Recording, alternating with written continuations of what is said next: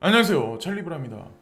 제가 오늘 새벽엔 어저께보다는 조금 늦게 일어났거든요. 근데 새벽에 4시에 딱 정확히 깼는데 4시에 딱 책상에 앉아가지고 이제 저는 이제 주로 컴퓨터보다는 좀 패드를 좀 많이 사용하거든요. 진짜 좀 대규모로 많이 하려고 할 때는 이제 컴퓨터를 키는데 그렇지 않을 때는 주로 패드를 많이 이용해요. 근데 패드에 딱 앉아서 이제 지금 현재 이제 시장 돌아가는 상황을 이게 전반적으로 보니까 제가 책상에 딱 앉기 시작할 때부터 막 떨어지기 시작을 하더라고요. 그래서 지금 이제 아침에 깨셔가지고 아 이거 되게 많이 폭락을 했구나. 내가 괜히 중간에 추매를 괜히 했구나. 근데 저도 마찬가지예요. 저도 이제 추매를 한 가격에서 조금이라도 이제 지금 좀 마이너스가 나기 시작을 했는데 제가 이제 오늘 영상에서는 여러 가지 것들을 이제 말씀을 드리려고 하거든요.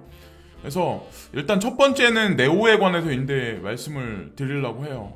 근데 네오는 그나마 다른 코인들보다는 지지를 좀 어느 정도 하고 있는데 제가 마지막으로 매수 추천했었던 가격이 아마 2만 원이었을 거예요. 그래서 2만 원 이상에서는 매수하시는 건 좀 위험 부담률이 있다. 근데 그러고 나서도 3만 원 가까이 이제 올라갔긴 했었죠. 근데 지금 비트코인이 이제 떨어지면서 알트코인들이 이제 전반적으로 폭락세가 있으니까 당연히 네오코인도 떨어지는데 그나마 이 친구 같은 경우는 이 플라멩고라는 이 프로젝트가 있어가지고 이게 발현돼가지고 OKEX하고 바이낸스 런치풀에서도 마찬가지로 이걸 지원해 주겠다. 그래서 날짜적인 관점에서 뭐 25일부터 스테이킹에 들어가고 여기 보시면은 마이닝 되는 거는 25일서부터 다음 달 5일까지 진행된다. 뭐 이런 얘기가 있어요. 그리고 그 플라멩고 트레이딩은 28일부터다. 그러니까 플라멩고도 마찬가지로 OKEX하고 바이낸스에 상장된다고 전 알고 있거든요. 그러면 마찬가지로 다른 거래소들, 국내 거래소에도 아마 분명히 런칭이 될 거라고 이제 전 생각을 해요. 그러면서 뭐 네오코인의 시세도 분명히 어느 정도 이제 뭐 긍정적으로 흘러갈 가능성이 있는데 단 중요한 건 비트코인이 횡보를 해준다거나 지금 상황에서 이제 멈춰가지고 횡보를 해준다거나 조금이라도 만약에 우상향하면 아마 또다시 아마 굴러가기 시작할 거다라고 이제 저는 생각을 해요. 저 같은 경우는 뭐 개수 늘리기를 했는데 어쨌건 지금 같은 경우는 그냥 홀딩하는 관점으로 그냥 네오코인은 접근하고 있고 어저께 이제 미디어 상에 나온 그 여기 보면 마이클 세일러라는 분이 있는데 이분이 마이크로 스트래티지라는 그런 회사 있잖아요. 모바일 iOS 그러니까 모바일 뭐 운영 체계에 관련돼서 그리고 빅데이터에 관련된 그런 회사인데 물론 뭐 미국 주식 시장에도 이제 크게 거액으로 이제 상장돼 있는 그런 기업이기도 하고 근데 이 회사에서 이제 현금성 자산이 지속적으로 이제 하락을 하고 본인들 이제 회사의 수익률이 떨어지면서 비트코인에 투자를 되게 많이 진행했었다 그런 얘기를 했었잖아요. 그래서 총 함량이 38,250개나 되는데 루머가 돌았어요. 이게 전량 매도할 거다. 근데 본인들의 허락도 없이 이게 그 저널리즘, 창조적인 저널리즘들은 지금 보면 그 사실적이지 않은 어떤 그런 뉴스들에 관해서 던졌는데 그건 사실이 아니다. 그 CEO가 직접 나와서 얘기를 하잖아요. 그래서 모르겠어. 저는 항상 그런 뉴스가 나오면 100%다 믿질 않거든요. 오히려 반대로 해석을 많이 하는데 제가 오늘 그 한 문장 추려서 이제 제가 여러분들한테 이제 드리고 싶은 말씀 그리고 저도 마찬가지로 생각하는 거에 관해서 가상자산 투자를 어떤 식으로 생각하냐에 관해서 이제 말씀드리려고 하는데 가상자산 투자는 4차 산업 트렌드의 일환이다. 이 말이 맞는 말이잖아요. 그리고 코로나로 인한 경제 위축은 언택트 산업을 부흥시킨다. 그래서 설상 코로나가 끝나더라도 4차 산업혁명은 진행된다. 코로나로 인해서 4차 산업, 비대면 산업에 휘발유를 부은 격이죠. 사실 그 불에다가, 장작불에다가. 근데 물론 단기적으로 지금 주식시장도 그렇고 4차 산업 관련 트렌드가 일시적으로 꺼져가는 거는 사실이긴 하지만 저는 결국에는 올라갈 거라고 다시 생각을 하거든요. 그리고 이 가상자산 투자할 때 복권이란 개념으로 가상자산 투자를 한다면 실패한다. 우리가 복권을 사면 복권을 사서 한 달을 기다리잖아요. 그리고 그게 아니라면 뭐 예를 들어서 이렇게 긁어서 하는 복권도 있잖아요. 옛날에 이제 저도 어릴 때 좀 해본 적이 있었는데 500원 할 때 복권 그 한 장에. 근데 그걸 보면서 그냥 단기적으로 수익이 조금이라도 나면 거기에 이제 환희를 하죠. 그죠? 근데 우리 이 가상자산 투자는 복권이란 개념으로 접근하면 절대 아니라는 거죠. 난 일주일 있다가, 난 한 달 있다가. 이게 아니라 저는 그렇거든요. 제가 영상에서 여러분들한테 말씀드렸던 그런 코인들, 뭐 그런 것도 마찬가지고 저도 이제 투자를 하고 있는 그런 코인들이 다양한 뉴스와 코인사 개발 진행 상황을 보면서 확률로 투자를 우리가 진행하는 거예요, 사실은. 전 이게 그래서 복권이란 개념으로 내가 지금 투자를 하고 있는 건지 아니면 진짜 투자다운 투자를 하고 있는 건지 그거를 보시면서 안 하시면은 아마 내가 만약에 도박장에 앉아있다, 예를 들어서 포커판에 앉아있다 그러면 지금 그냥 포커패를 그냥 거기다 던져버리고 이 자리에서 손절하고 지금 떠나시는 분들이 아마 되게 많을 거예요. 근데 제가 누차 말씀드리지만 이 가상자산 시장은 폭락세가 있다고 하더라도 어느 순간이 되면 내가 산 가격까지 금방 올라가요.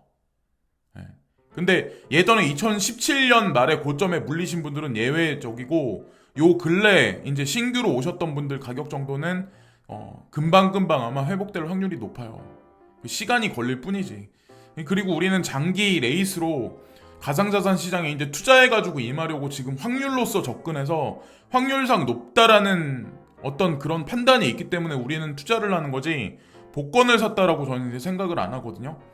그리고 저는 이렇게 막 하락세가 지속적으로 있고 불안한 장세가 이렇게 있으면은 어떤 생각을 하냐면 내가 가상자산에 투자를 안 하고 자영업을 지속했다면 그리고 또 하나 중요한 건 자영업을 시작했다면 오히려 마이너스 금액이 더 컸을 거라고 저는 생각을 하고 저 같은 경우는 그랬어요.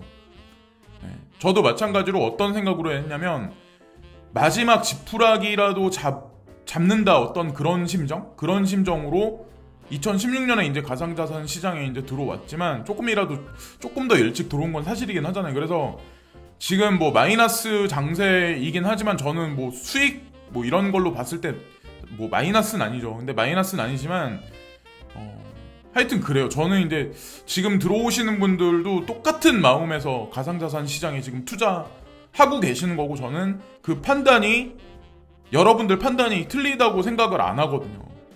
저는 그렇게 생각을 해요. 제 눈에도 이제 그런 게 보이고 지금 현재 돌아가는 상태를 보면 여러 가지 것들을 여러분들이 느끼실 거라고 생각을 합니다. 어쨌든 저는 웬만한 자영업 시장에 투자를 했다면 저는 빠져나오기가 아마 더 쉽지 않았을 거라고 생각을 해요.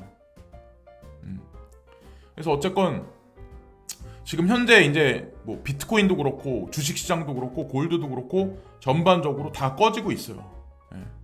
이게 지금 비트코인 선이고 이게 골드선이고 주식시장 S&P 500 지수도 전반적으로 다 지금 까지고 있는데 실제로 지금 보면 달러 인덱스만 지금 그 어저께까지만 해도 아마 93 정도까지 갔는데 지금 94.37로 올라갔어요.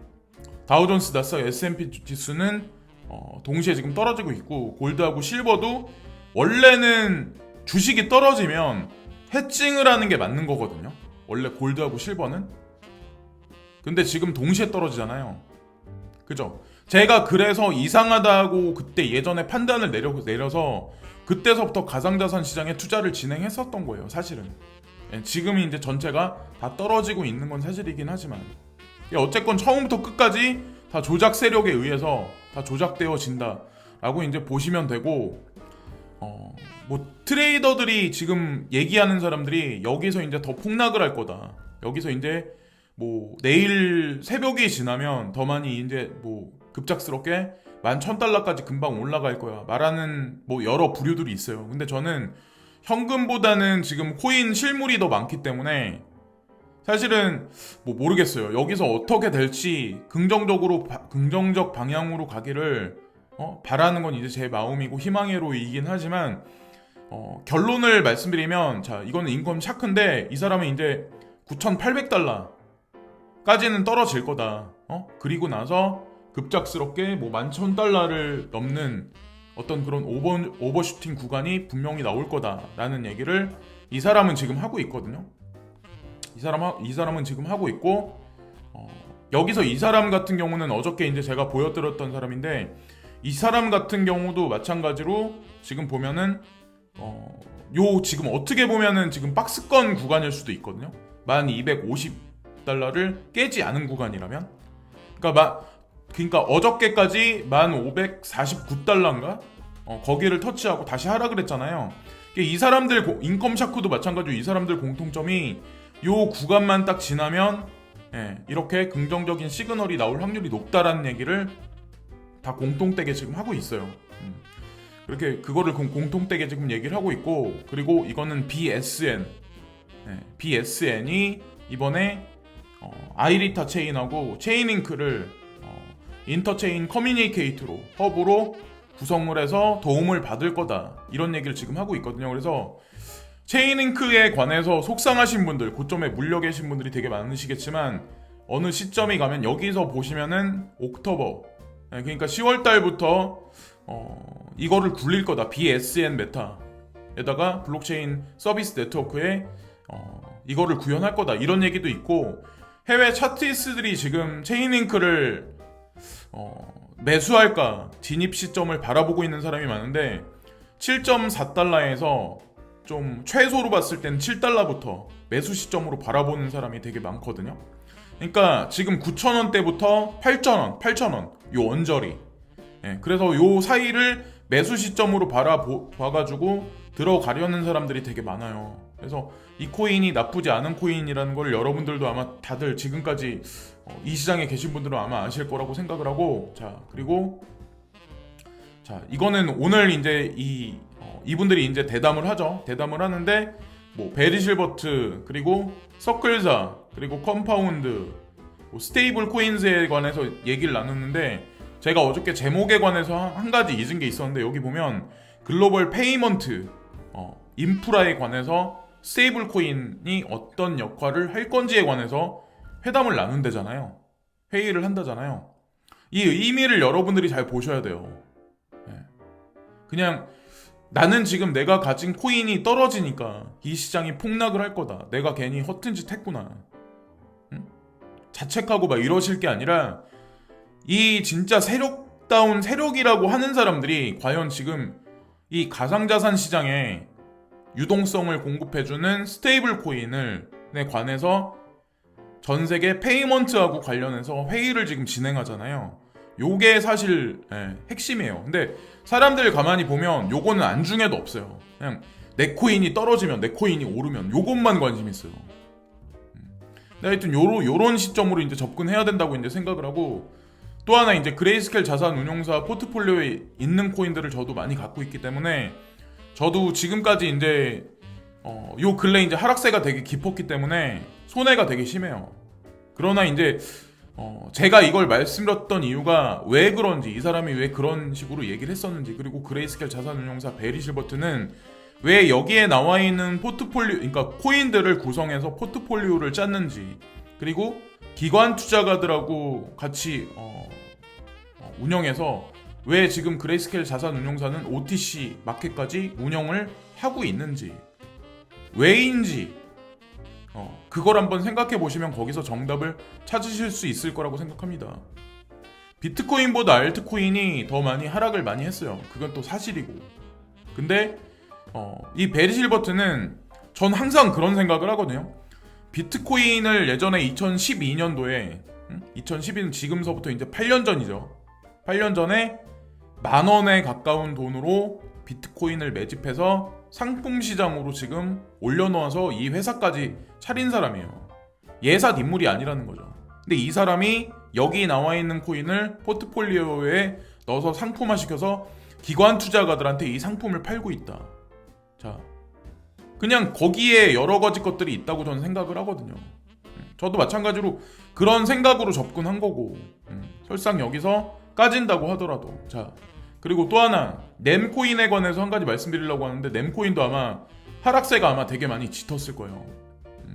이번에 옵트인 그 얘기에 관해서 그게 그 이슈가 수면 아래로 가라앉으면서, 근데 nem도 알트코인 치고는 재단이 빵빵하다고 제가 말씀드렸는데, 이게 나스닥닷컴이거든요. 근데 nem코인의 CEO가 아니라 COO, 그러니까 두 번째 자리 정도 되는 사람이 칼럼을 하나 썼는데, 이게 나스닥닷컴의 칼럼으로 이제 채택이 돼서 올라갔어요. 자, 의제는 뭐냐면 nem코인에 관한 얘기는 아니에요. 중앙은행 디지털 커런시에 관한 그 금융 시스템에 관한 그거에 관해서 얘기를 하고 있는 거죠. 그래서 어쨌건 요 코인도 지속적으로 그냥 연말까지 계속 한번 지켜보세요. 지켜보시고 비트코인 옵션이 10억 달러가 금요일 날 만료됩니다. 의미는 다음과 같습니다. 제가 어저께 말씀드렸다시피 금요일 날 우리 시간으로 했을 땐 아마 한밤중, 그러니까 금요일 날 한밤중이나 새벽 정도가 아마 만기가 도래할 거예요. 이 시간이. 그래서 어떻게 보면 오늘 밤하고 내일 새벽이 제가 개인적으로 보기에는 좀 극심한 변동성이 되게 심할 거라는 생각을 되게 많이 하거든요. 그러니까 여기서 더 많이 폭락을 해서 엄청나게 많이 하락을 할 거라고 말하는 사람들도 있는데, 저는 제가 예전에 말씀드렸죠. 많이 까져봐야 9,800에서 9,900달러? 그리고 뭐 여기서 그냥 흘러가서 그냥 11,000달러 위상으로 넘어가면 더 없이 고맙죠. 근데 만료 예정인 비트코인 옵션 계약의 대부분은 비트코인의 현재 가격보다 훨씬 높은 11,000달러에서 12,000달러 사이입니다. 이게 사실이에요. 네. 옵션은 그렇게 되고, 그리고 이게 많은 비트코인 및 이더리움 옵션 계약이 금요일날 만료됩니다. 그러니까 지금 당연히 변동성이 심할 수밖에 없는 거고, 일부 전문가들은 변동성을 유발할 수 있다고 말합니다. 마찬가지로 아무 일도 일어나지 않을 수도 있습니다. 이 말도 아니고 저 말도 아닌 것 같지만 중요한 거는 10억 달러 상당의 비트코인 옵션 계약이 금요일날 만료되고, 이더리움은 4억 5천만 달러예요. 이게 상당히 비트코인 시총에 비해서 이더리움 시총이 상당히 작은데, 이 옵션 만료가 4억 5천만 달러면 상당히 큰 거예요. 비율적으로 따졌을 때. 그죠? 그러면 오히려 이더리움 쪽에서 어떻게 보면 뒤통수 칠 일을 더 크게 만들 가능성도 저는 한편으로 되게 높다라고 생각을 하거든요. 이 뉴스를 보면서 이제 그런 생각을 했는데, 여기서 보시면 비트코인의 현재 가격이 1,310달러보다 훨씬 높은 11,000달러에서 12,000 사이다. 여기 보면 그 옵션 계약의 상당 부분이 거기에 이제 돼 있다는데, 결론이 어떻게 날지는 모르죠. 일단 뭐 막상 끝까지 가봐야지 결론이 날 거라 생각하고, 비트코인 버드와 부정적인 사회적 정서는 일반적인 바운스로 이전될 확률이 높다.